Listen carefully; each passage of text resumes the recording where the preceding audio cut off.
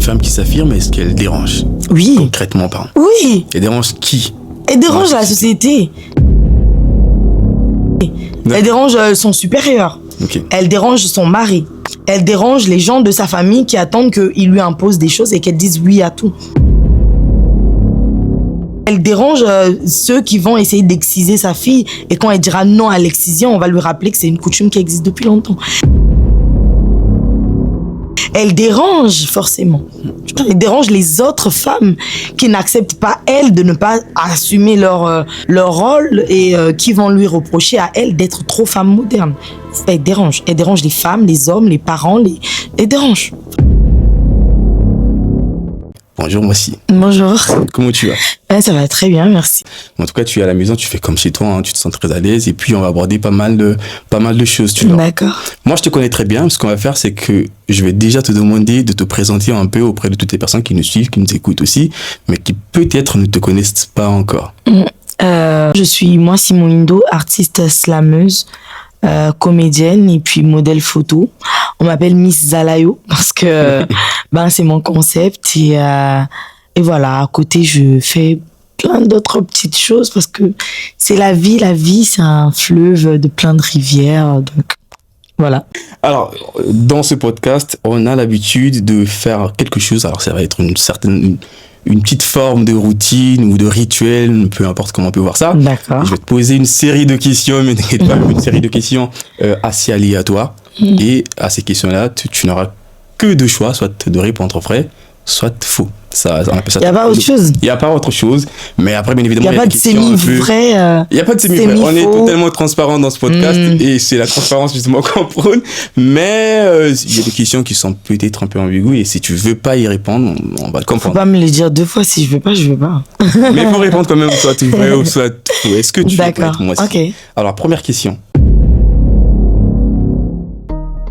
Est-ce que tu penses que le tissage est une forme de rejet de soi? C'est compliqué, on commence un peu fort peut-être. Oui, ça commence fort. Et je dois répondre que vrai ou faux? Est-ce que c'est vrai ou est-ce que c'est faux? Le tissage, est-ce que c'est une forme de rejet de soi? Faux. D'accord. Les femmes qui portent les cheveux naturels sont moins professionnelles. Faux. Un artiste doit obligatoirement avoir un positionnement politique. Faux. Est-ce que tu penses, ou est-ce que, voilà, je sais pas comment tu l'entends, mais la dépigmentation est un choix personnel ou une forme d'aliénation? Un artiste doit obligatoirement avoir un positionnement politique. Faux. La dépigmentation est un choix personnel ou une forme d'aliénation? C'est de l'aliénation. D'accord. Donc, pour toi, c'est vrai ou oui, c'est vrai. Enfin, ça se développe, mais on va le développer comme ça, je vais dire vrai, ouais. Tout à l'heure. Mais sans maquillage, donc ta prochaine question, c'est sans maquillage, beaucoup de femmes ne se sentent pas féminines. Est-ce vrai ou faux? C'est vrai. D'accord. Prochaine question, la poésie n'a plus aucun impact sur la jeunesse actuelle. Vrai ou faux? Ça se discute, mais je dirais vrai et j'expliquerai plus tard. D'accord. Alors, dernière question. Une femme forte fait peur aux hommes. Est-ce que c'est vrai ou est-ce que c'est faux? Je dirais vrai.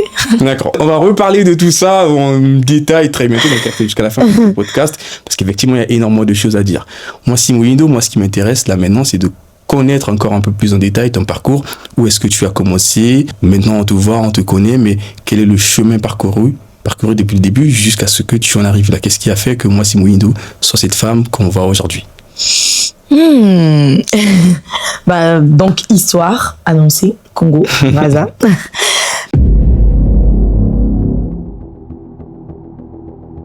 Je monte sur scène pour la première fois à l'âge de 9 ans dans une pièce de théâtre au sein du groupe théâtral Kimbangiste, donc au GTK, où je chante et je fais du théâtre.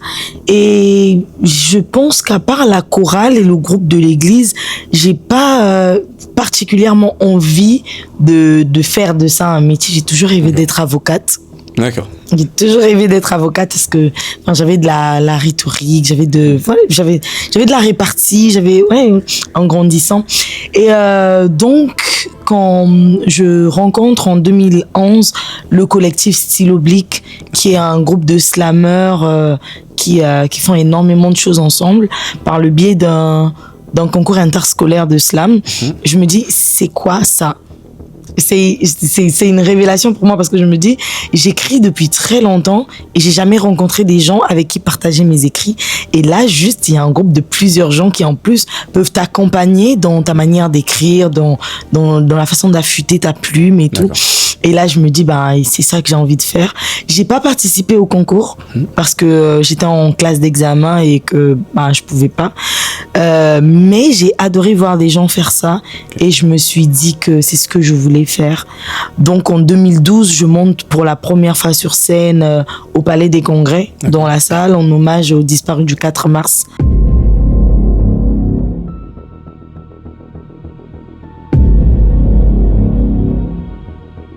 Je crois que c'était avec Guerre de mots.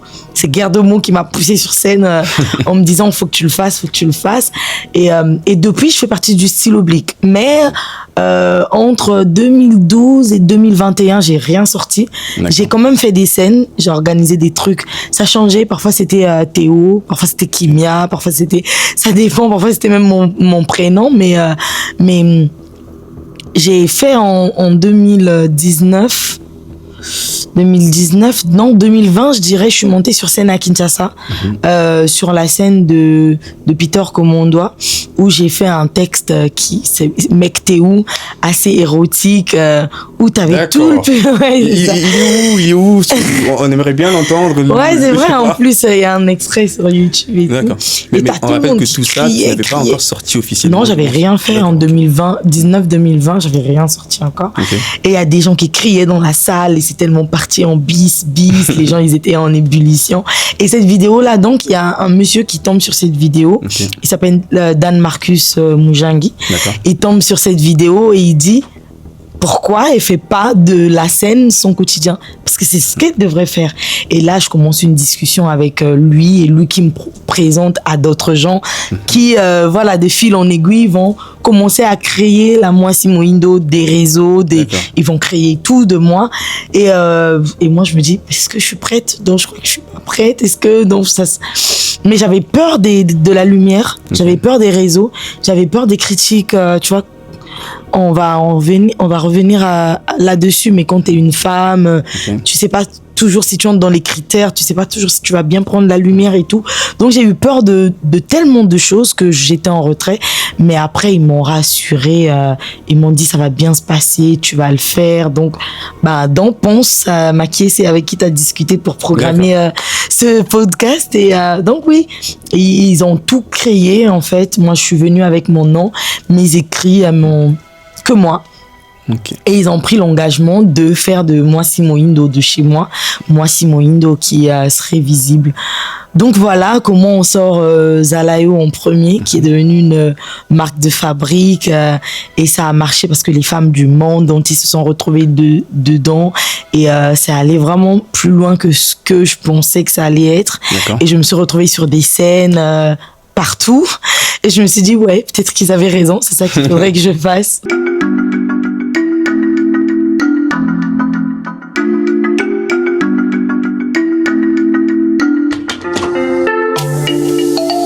J'ai rencontré Lisa, 21 ans, belle et canon. Elle venait de rencontrer Zola. Ils s'aimaient, c'était évident. D'un côté, ses études, sa famille, sa liberté, sa vie, sa virginité. Ses parents voulaient la préserver jusqu'à ce qu'elle soit mariée. Lisa a fait un choix. Celui de son cœur, de sa raison. Celui d'être mère, de tenir sa maison. Je suis Lisa, j'ai fait un choix. J'ai rencontré Odette, vraie chérie, aussi belle, aussi canon. L'avenir est sa seule quête, des rêves plein la tête. 28 ans, pas d'homme, mais les yeux rivés sur l'horizon. Passionnée de la vie, elle ne veut la partager avec personne. Odette a fait un choix, celui de son cœur, de sa passion. Celui de s'enfermer dans son boulot que vous croyez être une prison. Je suis Odette, j'ai fait un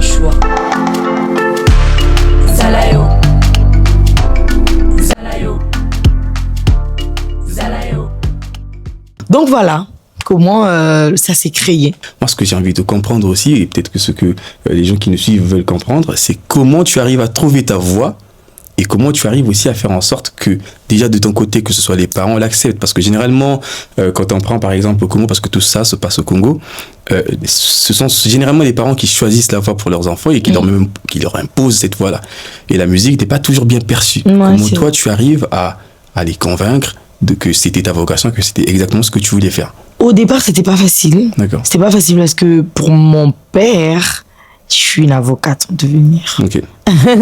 C'est ça aussi rien, tu vois. Tu la vois arriver là avec grande, tu vois ce que je veux dire. Mais au début, je crois que la première fois où mes parents sont venus me voir sur scène, c'était avant qu'on ne ferme tout pour le Covid, à l'Institut français, à la scène extérieure. C'était un jeudi un peu comme les autres, mais mes parents, ils sont venus pour la première fois me voir sur scène. Et je crois que là, ils se sont rendus compte qu'il y a quelque chose qui se passait. D'accord. Je crois que... Parce qu'avant, mon père, il voulait pas. Ma mère, pas qu'elle voulait pas, mais elle se disait... bon, j'aurais aimé qu'elle aille un peu plus loin que moi dans les études, quoi, tu vois. Elle n'a que le bac. Pourquoi elle s'arrêterait, tu vois. D'accord. Et donc... Mais je crois qu'ils ont compris, en me voyant sur scène, que c'était une évidence, qu'ils ne pouvaient pas m'extirper de ce monde-là pour m'emmener ailleurs. Ils ont compris qu'il n'y avait rien à faire. J'étais perdue, c'est ça. Ils m'avaient perdue. Ouais. Perdu, c'est justement le mot qu'on va retrouver dans la prochaine question. Est-ce que tu penses que la jeunesse actuelle est perdue? Quel est ton regard déjà dans un premier temps sur la jeunesse actuelle, de manière globale? Je pense que la jeunesse évolue avec son temps. D'accord. Et les gens changent selon les temps. Je ne crois pas que ce soit un problème de jeunesse d'aujourd'hui, c'est la jeunesse tout court. Okay. Tu vois, si on a des vieux qu'on n'aime pas trop aujourd'hui, qui sont pas très pertinents, c'est que quand ils étaient jeunes, ils n'étaient pas très pertinents. Ça, les vieux ne vont pas bien le prendre, mais oui, mais bon, c'est pas parce qu'on a des cheveux gris qu'on est forcément un sage. Tu vois, il y a des sages qu'il faut pas forcément écouter. C'est des sages en apparence, mais dans le fond, c'est pas trop ça. Non, ce que je veux dire, c'est que on peut reprocher tout ce qu'on veut à cette jeunesse. Elle évolue avec son temps, mais elle évolue aussi selon ce que les vieux derrière nous ont laissé en créer. Tu vois, c'est pas nous qui avons créé Yao, et Yao a vu naître d'autres petits-enfants et tout. L'IA, c'est aujourd'hui, mais avant l'IA, il y a des créations qui ont fait que, voilà, je veux dire que on est à plaindre. On est à plaindre parce qu'il y a des gens qui ont mené ce monde vers la crainte, quoi. Donc, les vieux, assumez un peu. Donc, que ce soit dans la musique, que ce soit dans ça s'est pas fait d'un coup. Bien évidemment. C'est pas, oui, un jour, les jeunes se sont réveillés, ils se sont mis à dire des bêtises. Il y a tellement d'exemples de chansons de l'époque qui n'ont pas aidé la jeunesse à cette époque-là. D'accord. Avant, il y a eu des vieux qui ont fait de la prison pour des insanités qu'ils ont sorties.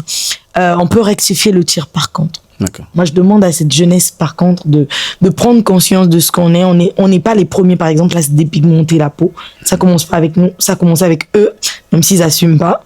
Mais c'est un conflit de génération qui doit pas avoir de répercussions sur nous.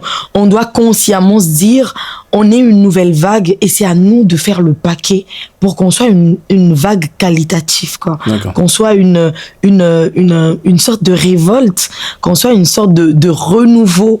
Désolé les vieux si je vous ai vexé à un moment, mais en vrai, oui, eux de leur côté aussi, il y en avait qui ont tout fait pour qu'on en arrive là. C'est-à-dire que Martin Luther King, Myriam Makeba en musique, Lucky Dubé, I'm Prisoner. Enfin, il y a eu tellement de choses avant et après qui sont bien, qui sont aussi avant ou après mauvaises, mais c'est pas pour ça que le conflit de génération devrait être un problème. Donc voilà, je pense qu'on devrait être une génération qui se lève, qui prend la parole, une génération qui prend réellement position, qui dit à nos petits frères et nos petites sœurs ce qu'il faut ou ne pas faire, sinon éviter en conseillant, parce que sinon eux aussi, ils ne seraient que la continuité de ce que nous, on aurait creusé comme trou. Voilà.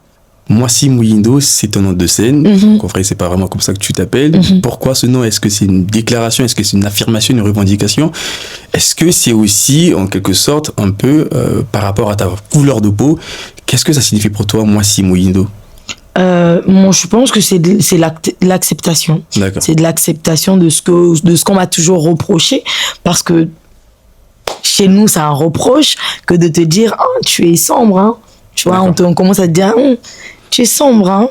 Ah, mais je pense que tu aurais été plus belle si, tu vois, t'avais un peu mélangé. Ça va pas trop te claircir, mais ça va un peu te laver, te laver comme si t'étais sale, tu vois. Ça va pas trop déranger, mais ça va être, ouais, je pense que on m'a tellement reproché d'être sombre, on m'a tellement proposé d'appliquer tellement de choses que je me suis dit, si les gens m'appellent Mohindo, bah, j'ai envie de le porter pour leur dire que, en plus de ce que vous faites, ben, je suis fière. Les gens disent, est-ce que c'est pas de la redondance quand on te voit, on sait déjà que t'es Mohindo. Ça ne vous empêche pas de dire à nos petites sœurs d'aller se dépigmenter la peau. Donc, je m'en fous, je m'appelle comme je veux et j'ai choisi de m'appeler femme noire. Voilà. On va faire une petite parenthèse justement pour parler aussi de ton actualité musicale.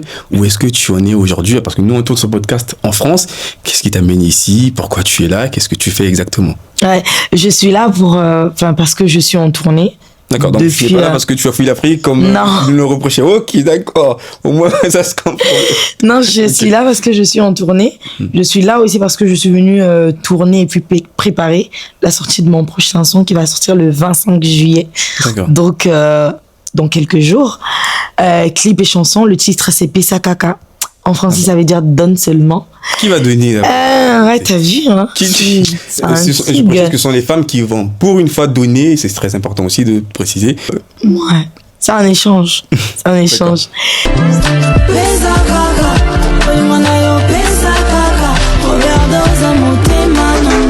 Ne me dis pas non, quand mon corps te réclame, ne me dis pas non, alors que toi aussi tu le clames, haut et fort. Que tu l'aimes ou que tu m'aimes, peu importe, ne me dis pas non. Quand mes yeux brillants et brûlants te chantent une sérénade, quand mes lèvres rencontrent les tiennes et qu'ensemble elles dansent lentement, doucement, au rythme de nos battements de cœur. Et je suis là parce que je suis sur scène. J'ai eu aussi une collab photographie avec un photographe d'ici, il s'appelle Saïd. Donc voilà, clip, photo, sinon scène. Et j'ai pas fini parce que j'ai encore 2 dates. Demain, 13 juillet. Et aussi le 18 juillet à Blois. Sinon, il y a eu Rouen. C'était le 14 juin, voilà. Je suis en train d'oublier. Et sinon, on a aussi accompagné Pattern Maestro au nouveau casino de Paris le 7 juin. Parfait. Alors, nous, on attend la sortie du clip et également Pesa Kaka. On en saura un peu plus, je pense, à cette date-là. Alors, on va revenir.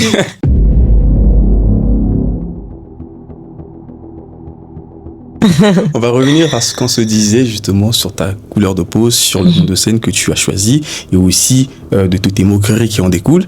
Est-ce qu'aujourd'hui tu penses ou est-ce qu'aujourd'hui tu constates qu'il y a un mal-être chez les jeunes par rapport à ce qu'ils sont, par rapport à ce qu'ils incarnent, par rapport à la couleur de peau qu'ils ont? Le mal-être, il est normal. Je vais dire, on ne doit pas se sentir culpabilisé d'avoir un mal-être parce que ce que je dis souvent, c'est que vous voyez l'âme, l'esprit, c'est comme le corps. Ça a ses défaillances. Si notre rein peut arrêter de fonctionner à un moment, qu'il faut le changer. C'est pour ça que il faut aussi pour le psychisme un psychologue. Voilà. Donc n'ayez pas honte d'aller voir un psychologue. Sinon, entourez-vous des personnes qui vous envoient des belles vibes, qui vous rappellent souvent que vous êtes beau, parce que le mal-être vient de ce que la société nous impose, des critères de beauté qu'on va souvent voir sur les panneaux publicitaires et tout. Donc oui, le mal-être, il est normal. Ça doit pas vous déranger. La solution de se connaître soi-même déjà, et d'apprendre à s'aimer soi-même déjà. Moi, je ne me suis pas toujours aimée. Il y a eu plein de moments où je me suis dit, je vais pas aller, je vais pas le faire parce que je suis trop mince. Vous voyez là, je suis un peu sèche. Je suis trop mince, je suis trop sombre. Je me suis dit, souvent, mais j'avais autour de moi des amis, ma famille, tout le monde qui me répétait à chaque fois que des amis pouvaient me donner des conseils pour la dépigmentation. Il y avait toujours quelqu'un pour me dire, bah non, t'as pas besoin, t'es magnifique, t'as vu comment les gens, ils te voient dans la rue, ils te disent, ah, ko baby Samoindo nayote, ah, n'applique rien, bah quoi, boboué, tu vois. Il y a tellement de trucs positifs à côté que il faut qu'on apprenne à se connaître d'abord nous-mêmes et à s'aimer soi-même. D'accord. D'où le Zalayo, tu vois. Et qui que tu sois ou que tu sois, fais un choix, reste-toi. Et c'est pour ça que moi, je dis souvent, j'ai un problème avec les gens qui veulent changer. D'accord. Mais c'est pas pour ça que je ne comprends pas pourquoi ils veulent changer. C'est-à-dire que moi, je ne vous conseillerais jamais de changer, mais je comprendrais, vu le harcèlement qu'il y a autour de ça, hein, je comprendrais que vous vouliez changer. Alors, dernière question, justement, sur cet aspect-là. Tu évoquais tout à l'heure le fait que dans nos sociétés, on va pas généraliser aussi, hein, mais je vais pas citer le pays, mais dans certaines sociétés, on critique énormément les femmes quand même d'une couleur de peau assez foncée. Oui. Ce qui est un peu paradoxal quand on sait que le continent africain, surtout l'Afrique subsaharienne, est principalement constitué des personnes noires. C'est totalement normal qu'on croise une personne noire dans un continent noir, etc. Alors, d'où vient justement ce problème-là, ou cet esprit-là que certaines personnes peuvent avoir, de se moquer, de critiquer ou de vouloir que les femmes de nos sociétés de la s'éclaircissent la colonisation. peau. D'accord. C'est plus profond que ça. C'est né de la colonisation, c'est né des critères de beauté imposés à la télévision. Tu te rends compte que les produits éclaircissants passent en publicité. D'accord. Depuis qu'on est petit, on sait que Carol Light, c'est la solution aux moqueries. Et c'est-à-dire merci d'avoir cité cette marque. T'as vu? Vaut mieux. En fait, je vais biper. Mais depuis qu'on est petit, on sait que t'es un homme, t'es beau, mais clairement, c'est ça qui. Les meufs, elles vont mieux s'approcher de toi si t'es un peu clair façon. Okay. Côté métier, tu vois, côté moi, ndélé et tout. Fallait me dire ça quand j'étais plus jeune, j'en ai eu besoin au bout d'un moment. Tu vois? Non, on dit moi c'est à Mounda côté ça. Moi ça pemba côté ça ngungité. D'accord. C'est quoi ce stéréotype mais de malade? Moi je pense qu'on a grandi avec. C'est pour ça que parfois je n'en tiens pas rigueur aux gens qui font un choix. On a grandi avec et c'est tellement imposé, c'est tellement au plus profond de nous. Moi jusqu'à aujourd'hui, les gens ils croient pas quand je dis que je suis congolaise. D'accord. On me dit tu peux pas être congolaise, t'es sénégalaise, t'es malienne. Et même chez moi-même, je me promène dans la rue, on me dit la sénégalaise, mais non. Pourquoi? Pourquoi? Et j'ai rigolé comme ça avec une dame à Kinshasa. Et très sympa d'ailleurs. Elle me dit Somba et tout. Je lui dis là on pose sa tête, dit Oza wapio. Je l'ai regardé, je dis Namuluba. Elle me dit Balouba modèle au bazalate. J'ai fait ça. On va traduire pour les gens qui comprennent pas la langue. On nous critique tout le temps, on dit que les Congolais, quand il y a des choses intéressantes, ils commencent à parler en lingala et tout le monde ne comprend. Excusez. On va mettre des sous-titres. Mais ok, poursuis. Mais oui, Balouba modèle au bazalate. Je me dis, mais ça veut dire quoi? Enfin, on est Congolais, c'est pas comme si chez les Congolais, il y avait des trucs différents. Moi, j'en connais des Balouba qui ont le même temps que moi, chez les mecs ou chez les meufs. Mais voilà, je pense que le mal est plus profond que ça. C'est pour ça que le seul truc à faire, c'est de prendre conscience. D'accord. Le travail est compliqué, le travail est dur. Là, je vais entrer un peu dans ta première question. Est-ce que la poésie éduque aujourd'hui? On est là pour ça. D'accord. On parle aux jeunes, on parle à la jeunesse. On n'est pas forcément sûr que notre message, il atteint la cible. C'est pour ça que j'ai dit, vrai que la poésie, c'est pas forcément ce qu'ils vont attendre, les jeunes. Ils vont préférer venir danser autre chose, tu vois. Mais il faut pas qu'on s'arrête. Faut pas qu'on s'arrête. Aujourd'hui, on est en train d'imposer un style quand même, c'est le slam, quoi. C'est le slam. Pourquoi on arrêterait de continuer? Parce que, en vrai, de plus en plus de jeunes viennent au concert de slam. D'accord. Et donc, toi, tu penses qu'effectivement, on peut guérir des mots Bien sûr. avec des mots? Bien sûr. D'accord. Bien sûr. Et exactement. Parce que de plus en plus de jeunes viennent vers cette... Il faut pas que nous, on sorte de ça pour aller vers autre chose. On peut pas nager, vas-y. Mais oui, les mots, c'est important. Chaque mot a un poids là où il est. Okay. Et c'est ça la beauté de la poésie. Mais aujourd'hui, s'il y a quelque chose, je vais rebondir sur ce que tu dis justement, s'il y a quelque chose qu'on reproche aux jeunes, c'est le fait de ne pas accorder une très grande importance aux mots. Déjà, on les reproche de ne pas lire suffisamment. On leur reproche aussi de ne pas accorder une très grande importance aux mots, c'est-à-dire qu'ils vont balancer des mots, ils vont sortir des mots sans réellement peser est-ce que ces mots-là représentent. Est-ce que quand tu affirmes qu'effectivement on peut guérir avec des mots, est-ce que toi tu as des retours par rapport à ce que tu fais, des gens qui te disent qu'ils se sont sentis bien ou mieux après avoir écouté peut-être de la poésie ou une chanson qui les a transcendés en quelque sorte. Est-ce que tu fais des constats ou est-ce que tu as quand même des retours des gens qui te disent j'ai écouté tel morceau et ça m'a fait énormément du bien, ça m'a permis de prendre conscience. Hyper positif, les retours. Dans mon EP, qui est sorti il y a une année et qui me fait encore tourner, parce que je suis en tournée pour mon EP, il y a Reste, qui est une ode à ceux qui vont vouloir prendre la mer à tout prix pour aller en Europe. Et ça, c'est un texte qui, pour beaucoup, est le meilleur texte de mon EP. Je suis pas d'accord avec vous, mais j'accepte et je laisse mon cœur ouvert. Mais oui, c'est un texte qui a parlé à énormément de jeunes qui avaient l'envie de l'Europe pour l'Europe. Et encore, je dis, la neige, le métro, c'est beau, mais s'il faut mourir avant d'arriver à là, ça sert à rien. Donc moi je conçois qu'on ait envie d'aller ailleurs pour s'ouvrir certaines portes, mais si c'est ailleurs à tout prix, non. Il y a Belle qui est un miroir en fait pour la femme, pour lui dire en fait on est au 21e siècle, mais dans la forme le monde n'a pas réellement changé dans le fond, parce que il faut coucher pour quand on est une femme pour atteindre un certain niveau. Pourquoi est-ce que tout le monde peut gravir les échelons, mais quand on est une femme, ça va devenir compliqué, on va te faire des clins d'œil, on va te gratter dans la paume de la main, tu vois. Donc moi je pense que ça parle aux gens et les gens ils écoutent énormément et ils ont des retours, j'ai des retours hyper positifs. D'accord. Je disais tantôt qu'on va vraiment parler justement de ton titre Reste, mais aussi de ce que ça évoque et de ce que ça représente de manière assez globale. Mais pour clôturer un peu, dernière question, mais vraiment une dernière question, c'est beaucoup plus au niveau de l'acceptation de soi. Tout à l'heure, quand je te posais des questions de manière assez aléatoire, je t'ai demandé est-ce que les femmes qui mettent des tissages, qui mettent beaucoup d'artifices, est-ce que cela témoigne justement du fait que des personnes ne s'aiment pas ou ne s'assument pas? Toi, quel est ton regard par rapport à ça? Je sais qu'il y a énormément de débats par rapport à ça. Il y a des gens qui revendiquent le fait que des femmes africaines, même des Africains de manière globale, devraient aussi adopter un style beaucoup plus naturel. Alors quand on dit naturel, on parle des afros, des coupes qui nous ressemblent beaucoup plus. Toi, quel est ton regard par rapport à ça, par rapport à ces cheveux, par rapport à tous ces artifices qu'on utilise aujourd'hui pour, dans un premier temps, s'embellir, parce que normalement le but c'est ça? Je dirais que moi je trouve pas ça beau. D'accord. C'est moi Simoïdo qui le dit. Non, moi je dis que une femme noire, je parle pas d'une femme noire qui a des cheveux naturellement lisses. D'accord. Comme les indiennes, les femmes noires un peu, tu vois, de l'Afrique, parce qu'on en a aussi parfois un peu en Namibie, des femmes qui sont noires mais qui ont des cheveux naturellement lisses.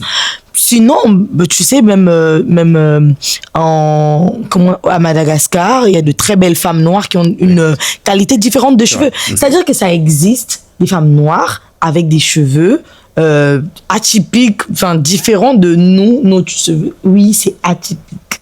Que nous, on a les cheveux crépus et bien emmêlés. Mais moi, je trouve pour faire ma congolaise, moche, une femme complètement black avec des cheveux lisses. Mais, il y a un mais, si toi, tu les mets et que tu te trouves belle, ma chérie, Zalayo.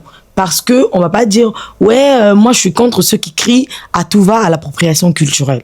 Okay. Les femmes noires avec les cheveux lisses, ça existe. Donc, si ma sœur, tu penses que tes cheveux lisses là, ils te vont bien et que tu te sens à son prime, parce que le but c'est quand même de se regarder soi-même et de se dire là je suis belle, tu vois. Le but c'est pas ceux qui vont te regarder dehors, non. Toi-même d'abord par rapport à ton miroir, si tu regardes, tu te sens belle, que moi je trouve moche ou comment, ça va rien changer au fait que toi tu te sens glow up, tu vois. On se comprend, on parle le même langage. Donc, je trouve que ça n'a rien à voir avec de l'aliénation, de machin, non. C'est de la beauté. Et souvent, le fait de se sentir belle passe par comment nous-mêmes on se voit. D'accord. Et s'il y en a, par exemple, moi, par exemple, j'adore les ongles. Tout ce qui est ongles, machin, maniaque, et je trouve ça trop beau, trop sexy et tout. Et donc, je le fais. Beaucoup de gens sur les réseaux me disent, ouais, t'es pas naturel parce que tu rallonges tes ongles. Ouais, mais bon, quand moi je me regarde, je me trouve belle. C'est le plus important. Donc, hey, Zalayo, quoi. Voilà. C'est pas parce que moi, je trouve ça moche que c'est forcément moche. Donc, ouais, je pense que chacune devrait faire ce qu'il faut pour se sentir elle-même belle.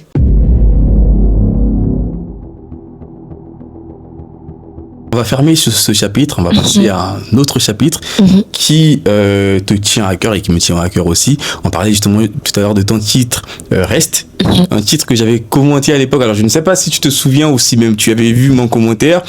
Quand j'avais écouté l'extrait, j'ai commenté, j'ai dit on va revenir, mais on veut revenir avec plus de compétences.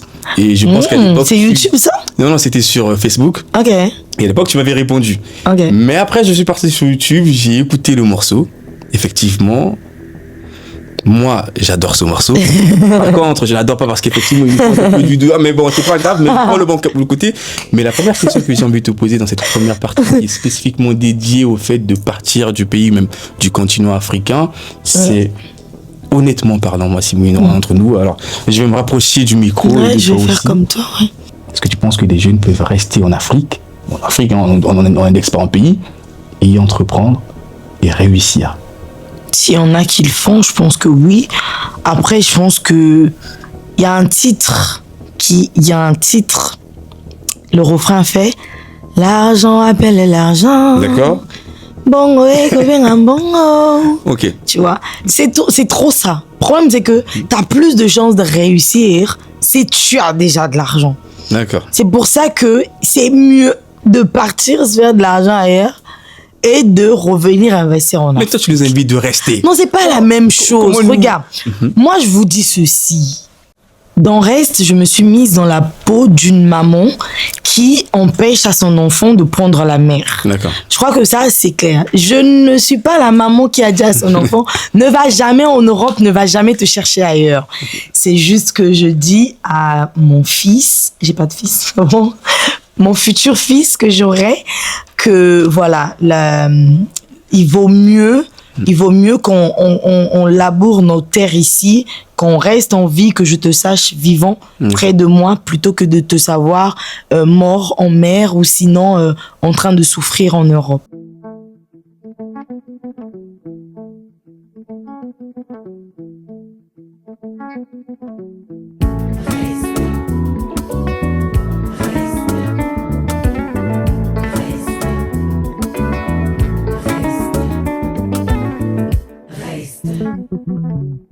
De l'expression la plus sombre de mes pensées surgit la douleur d'une plaie que je ne saurais penser. Seule la mort pourra me guérir si tu me laisses. Je donnerai ma vie pour que tu restes, fils. Fuir ta terre pour l'ailleurs ne t'offrira pas un avenir prospère. Inévitable sera ta mort si tu choisis de suivre cette chimère. Le froid de la mer te consumera au-delà du supportable. S'il te plaît, ne sois pas un énième festin offert aux requins. Ne t'en va pas servir de repas à la mer qui achève. Ensemble, on bâtira un avenir prospère, digne de tes rêves. S'il te plaît. Est-ce que toi, aujourd'hui, alors là, on est en train de parler du départ, mais les jeunes qui sont déjà ici, sincèrement, est-ce que toi, tu leur conseillerais de revenir au pays? Est-ce que le moment est arrivé pour qu'enfin les fils du pays rentrent chez eux? C'est bien que tu parles de moment, parce que le moment, il est individuel. Okay. On le ressent différemment les uns des autres. C'est-à-dire que pour d'autres, le moment, ça va être j'ai assez pour investir au pays, donc je repars. Pour les uns, ça va être le moment, c'est je suis vieux, j'ai assez vécu l'Europe, je veux rentrer chez moi pour maintenant vivre. Pour d'autres, ils n'ont même... J'ai discuté avec des gens, ils se voient même plus du tout dans le sens Makele Kele Guinomère. Ils se voient plus du tout. D'accord. Et c'est un choix, en vrai. Ici, tant que la vie leur donne des opportunités, tu sais, mon mentor, qui est décédé en décembre dernier, il était camerounais, il s'appelle Lionel Manga. Il dit que les êtres humains sont des ondes. On ne peut pas empêcher à une onde de faire son chemin, de bouger, de vibrer. On est des ondes en vrai. Les frontières, tout ça, ça a été imposé. On n'est pas né pour vivre dans un petit cocon et rester là. On est né pour explorer. L'être humain, dans son fort intérieur, il veut bouger. Ok. Tu vois, il y en a aujourd'hui, juste pour partir quelque part, il va le faire. Okay. C'est parce que c'est une force intérieure qu'on ne peut pas arrêter. Donc, on ne peut pas dire à quelqu'un, ouais, sors jamais du Congo parce que le Congo, c'est... Pourquoi? N'a sens ni. Tu vois, ça a aucun sens. Donc, ouais, voilà. Je pense réellement qu'il faut bouger. Ça ouvre à d'autres perspectives aussi. Ça change notre vision du monde. Ça change notre vision de la vie et même ce qu'on accepte ou pas. D'accord. Ça change, donc voilà. Mais il y a aussi une autre problématique, alors on doit l'évoquer. À chaque fois qu'on parle de ça, ou à chaque fois qu'on nous dénonce, c'est même pas de la dénonciation, mais c'est juste, à chaque fois qu'on évoque ce point-là, les gens disent, ouais, vous parlez mal du pays. Okay. Moi, j'aimerais me caler sur le Congo parce que c'est le pays africain que je connais le mieux. Aujourd'hui, la plupart des jeunes, alors certains jeunes en tout cas congolais, ce n'est pas l'envie qui manque. Je ne suis pas en train de nous défendre, d'accord? Mais ce n'est pas l'envie qui leur manque. Mais il y a quelque chose que ces personnes déplorent, c'est que les moyens qui permettent aux gens de pouvoir entreprendre, quand on arrive au pays, eh bien, on ne retrouve pas ces moyens-là. C'est pour ça que j'ai parlé d'argent au début. D'accord. Parce qu'on ne peut pas. Moi, je vais entreprendre au pays. Je ne suis la fille de personne, je ne suis l'enfant de personne, je ne suis pas née avec une cuillère d'argent ou d'or dans la bouche. C'est compliqué. Internet est presque inaccessible. En vrai, ça change. Hein. Ça change parce que tu arrives ici, là, tu prends 200 gigabytes. Tu prends pour rien du tout. Et moi, depuis que je suis là, je n'ai même pas encore utilisé 100 gigas. C'est vrai. C'est-à-dire que le mois, je mets 200 gigas, j'utilise maxi 40 gigas. Ça veut dire que si je voulais exploser, je pourrais, mais j'arriverais pas. C'est vrai. Alors que chez nous, tu as activé, t'as activé un forfait de 3 gigas. Tu as utilisé pendant 1-2 heures pour ce que je fais ici. Bah, tu reçois 2-3 messages en même temps, gling, gling, 50%, gling, gling, 75%, gling, gling, 100%, c'est fini. Comment tu veux te développer dans ce contexte-là? Tu peux pas.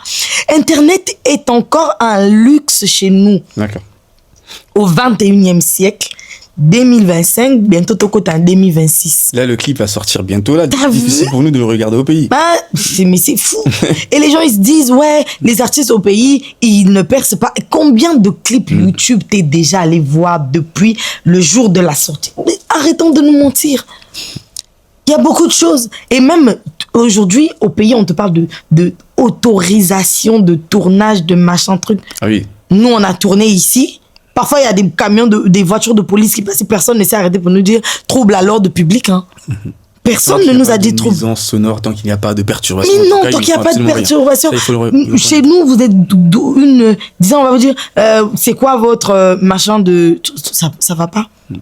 Il y a un artiste qui s'est vu couper ses locks et enfermé parce que délinquance. Ben, tu vois dans quoi on vit?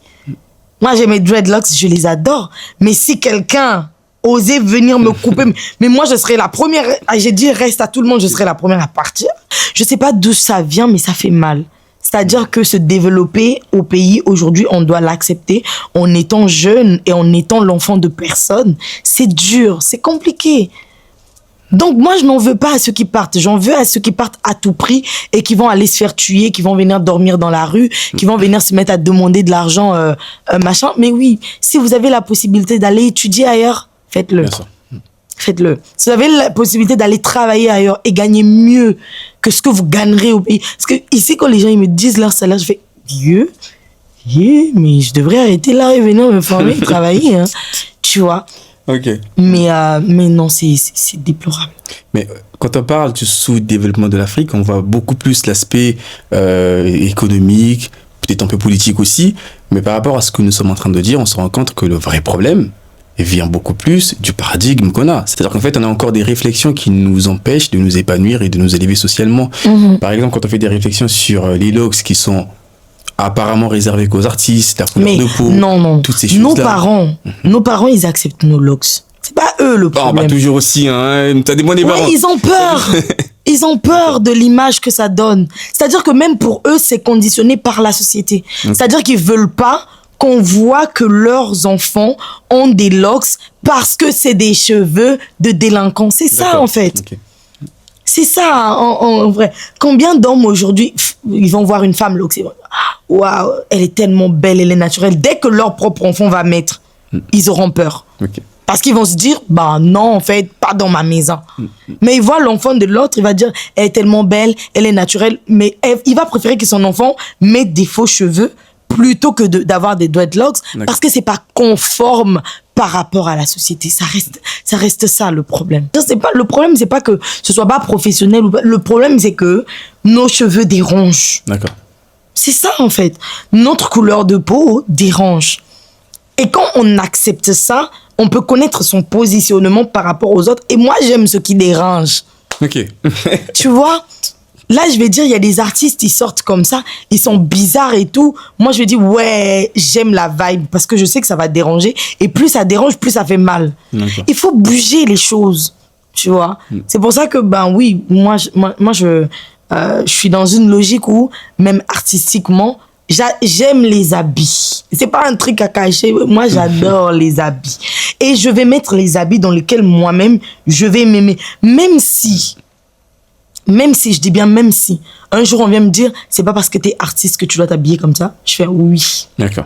C'est parce que je suis artiste que je dois profiter du fait d'être artiste pour vous faire mal. C'est ça. D'accord. Les gens, ils veulent qu'on se conforme à eux, qu'on soit, bah non, on n'est pas pareil. Chacun d'entre nous a une personnalité. Laissons-nous exprimer nos personnalités.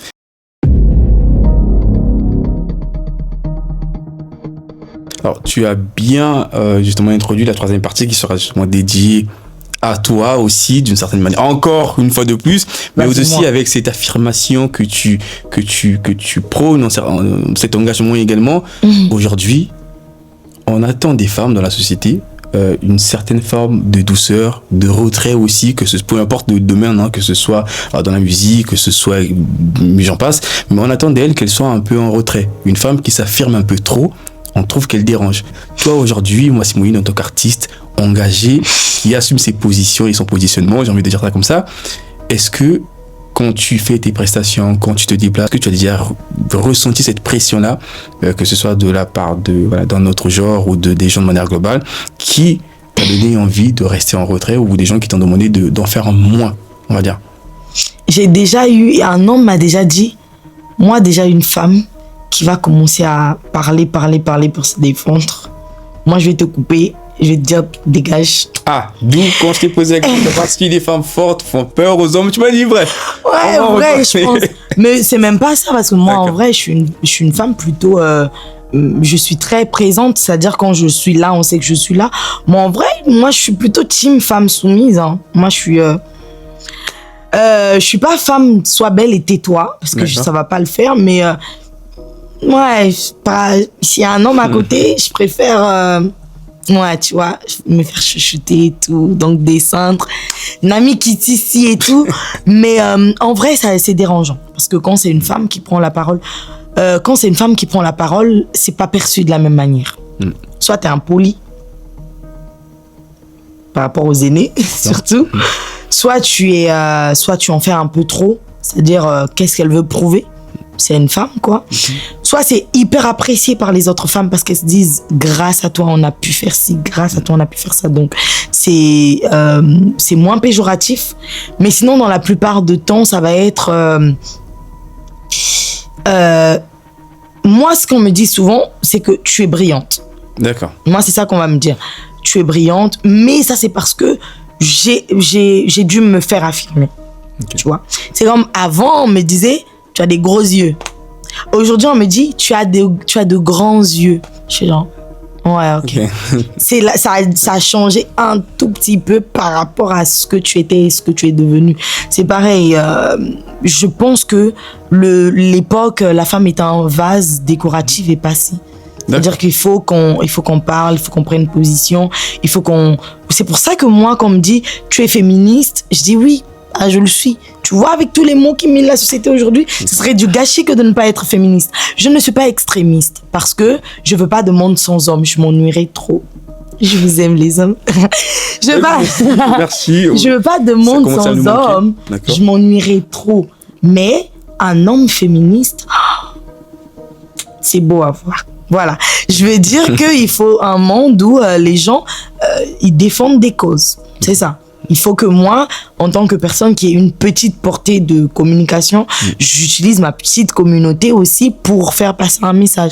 Donc, je vais m'affirmer en tant que femme, je vais participer à des conférences, je vais prendre position par rapport à mon côté féministe. D'accord. Je vais pas vous dire, allez contre les hommes, c'est eux qui tuent le monde. Non, les hommes, restez où vous êtes. Parfois, vous abusez, mais restez où vous êtes.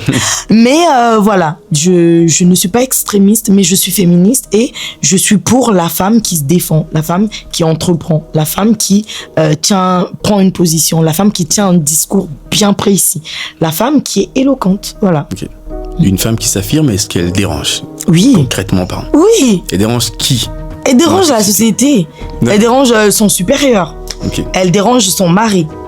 Elle dérange les gens de sa famille qui attendent qu'il lui impose des choses et qu'elle dise oui à tout. D'accord. Elle dérange ceux qui vont essayer d'exciser sa fille et quand elle dira non à l'excision, on va lui rappeler que c'est une coutume qui existe depuis longtemps. Elle dérange forcément, tu vois. Non, c'est ça. Elle dérange les autres femmes qui n'acceptent pas, elles, de ne pas assumer leur rôle et qui vont lui reprocher à elle d'être trop femme moderne. Elle dérange. Elle dérange les femmes, les hommes, les parents. Elle dérange. Forcément. Quand on est une femme et qu'on évolue dans un secteur où une grande partie des personnes qui font partie justement de ce corps-là sont des hommes, comment on arrive à atteindre le sommet? On se sent comme un morceau de viande déjà. D'accord. J'étais dans une... Par rapport au regard des femmes qui veulent peut-être... Non, par rapport au regard des hommes. Bon, j'ai voulu nous sauver, mais apparemment, ça passe jamais. Ça ne passe jamais. Non, on se sent comme un morceau de viande. J'étais dans une fosse au loup, une fosse au lion. D'accord. Tout le monde veut te sauter dessus. Non, mais plus sérieusement, c'est dur d'être une femme et de vouloir s'affirmer dans un domaine où les rouages sont tenus par les hommes. Moi, je suis protégée, tu vois.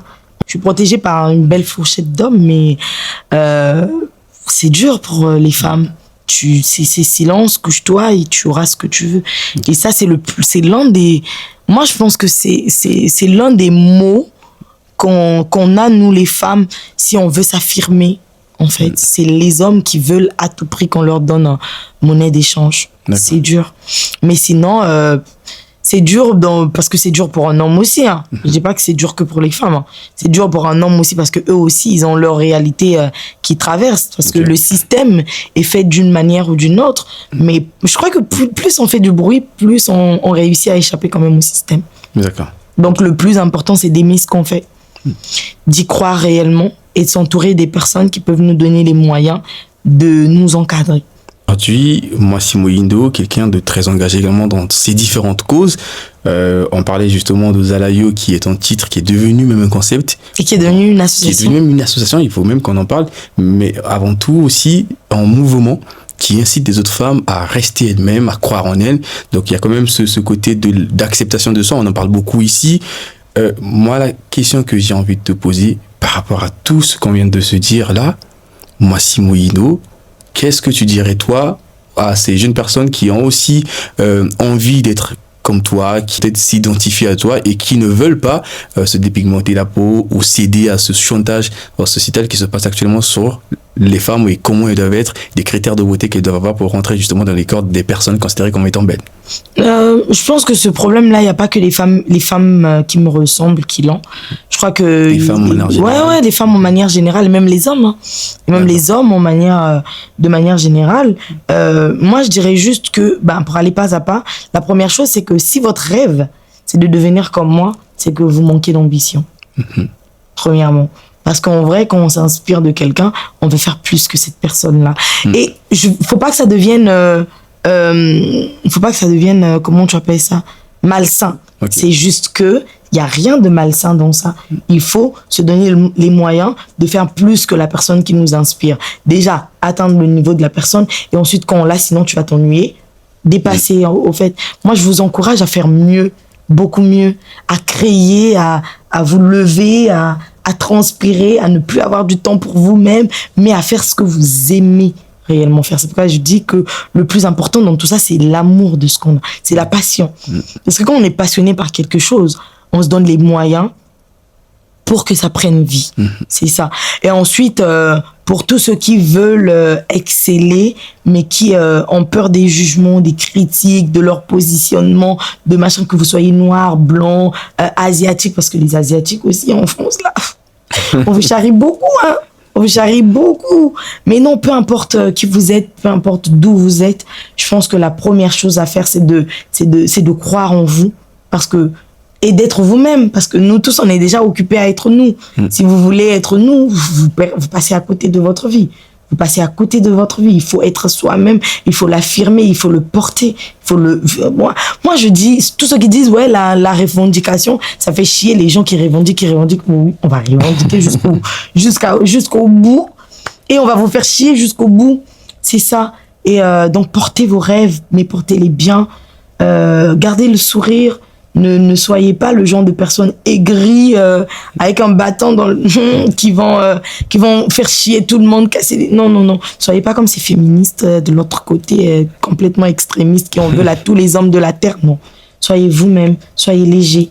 Appréciez la vie, appréciez le vent, le temps. Il pleut, c'est pas grave. J'avais préféré faire ça. Ça s'est pas fait, on va le faire une autre fois, c'est pas grave. Non, en vrai, soyez quelqu'un de bien, de posé, qui partage la bonne humeur, la joie, le bonheur, enfin, ça n'a pas de prix. Le bonheur n'a pas de prix, tellement de choses. Je te dis, t'as des problèmes à partir du moment où t'as un cancer qui va pas guérir et tu sais que tu vas passer à côté de ta vie. Et même quand on est à ce point-là, il y a toujours des choses autour qui vont te rendre heureux. Le bonheur, ça s'achète pas. Ça s'achète pas. Ça, c'est ma phrase préférée. Ça s'achète pas. Il y a des choses qui s'achètent pas. Et quand on l'a, il faut profiter. Soyez heureux. Ouais. Soyez heureux. Alors, petit à petit, on tend vers la fin, mais j'aimerais quand même que tu nous parles aussi de ton association. En quoi elle consiste? Qu'est-ce que c'est réellement pour les personnes qui nous suivent et qui veulent en savoir plus? D'accord. Zalayo Association, c'est une association. On s'occupe principalement des enfants, c'est-à-dire la rescolarisation des enfants non scolarisés qui sont en situation compliquée, familiale ou pas familiale, mais des enfants dont les parents n'ont pas les moyens pour les mettre à l'école et qui ont énormément à donner à la société de demain. Donc on est une sorte de fabrique pour une belle pépinière d'enfants hyper intelligents. Et aussi, on s'occupe de la réinsertion des brigands d'Ikuluna chez nous dans la société. On les initie au métier de l'artisanat, de l'art, de manuel, au métier, voilà. Et la jeune fille qui s'est laissée à la prostitution, ou même qui est une jeune fille mère qui sait pas trop trouver sa place dans la société, on l'aide, nous, à trouver un métier, à trouver un but à sa vie, et même à lui donner le goût de continuer de vivre et de gagner honnêtement sa vie. Donc, oui, on fait dans le partage du bonheur. C'est ce que tu propages également, on le voit par l'énergie que tu dégages. Je pense que les personnes je pense que ça, c'est quelque chose qu'on te dit souvent. Tu nous réponds quand même autour c'est de gratuit, prénom. Alors, une petite question également avant de terminer, parce qu'effectivement, on est pratiquement à la fin. On parlait de passion, mais j'aimerais aussi associer ça à la vision. Tu encourages les jeunes à être eux-mêmes, mais en tant qu'eux-mêmes, ces jeunes qui peinent à trouver leur véritable vocation, comment on arrive à faire pour déterminer sa vision? Je pense qu'il faut s'écouter soi-même. D'accord. Souvent, on prend pas le temps de se poser et de s'écouter. Ça arrive à tout le monde d'avoir une période, je fous rien de ma vie, je sais pas quoi faire de ma vie, je sais pas où je vais, je sais pas ce que je vais devenir, c'est une peur qui est normale, mais il faut s'écouter. et voir surtout ce qu'on aime faire d'abord. Parce que la passion, il y a des gens, ils sont passionnés par l'esthétique, il y a des gens, ils sont passionnés par la prise de parole en public, il y a des gens, ils sont passionnés par le dessin et ils vont le mettre de côté pour aller à tout prix aller dans un bureau et tout. Non, il faut se poser et s'écouter soi-même et se dire, en vrai, qu'est-ce que j'aime faire? Qu'est-ce qui me fait du bien? C'est-à-dire que quand je le fais, je me sens légère comme une plume et tout. Et souvent, on a la réponse avant que les autres le décèlent. Nous-mêmes, on sait qu'on a ce talent-là. D'accord. Si tu chantes dans ta douche, pourquoi ça s'arrête dans ta douche? Tu as peur, les autres te disent, tu chantes bien. Ah non, arrête, tu chantes pas bien. C'est souvent ça, en vrai, qui fait ce qui nous passionne. Donc oui, je pense que ça, on peut le trouver dans les études. On a fait des études d'architecture, par exemple. Du coup, on se dit, j'ai trouvé ma passion dans ça. Sinon, ça se décèle. Je pense qu'il faut s'écouter. Eh bien, nous sommes à la fin de ce podcast. Comme on le dit, les bonnes choses ne durent jamais, malheureusement. J'ai passé un super moment.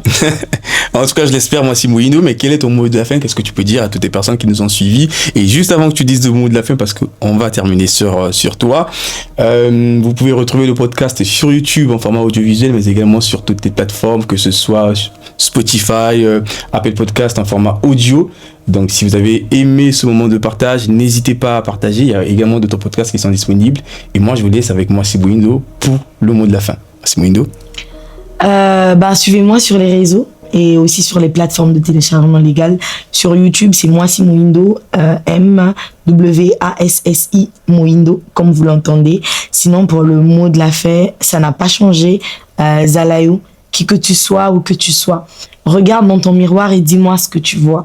Moi, ce que j'y vois, c'est une femme forte, grande, attendrie, féminine ou masculine, la tête sur les épaules, namonibuliste. Tu as choisi de quitter les études pour aider ta famille. Tu as choisi de dire non à ce mariage qui t'empoisonne, de dire non à la société qui te l'impose. Qui que tu sois, où que tu sois, fais un choix, celui de ton cœur. Que la société l'accepte ou pas, toi fais un choix. Toi, toujours, reste toi. Zalayo, et c'est ce qui t'emmènera plus loin encore. À très bientôt.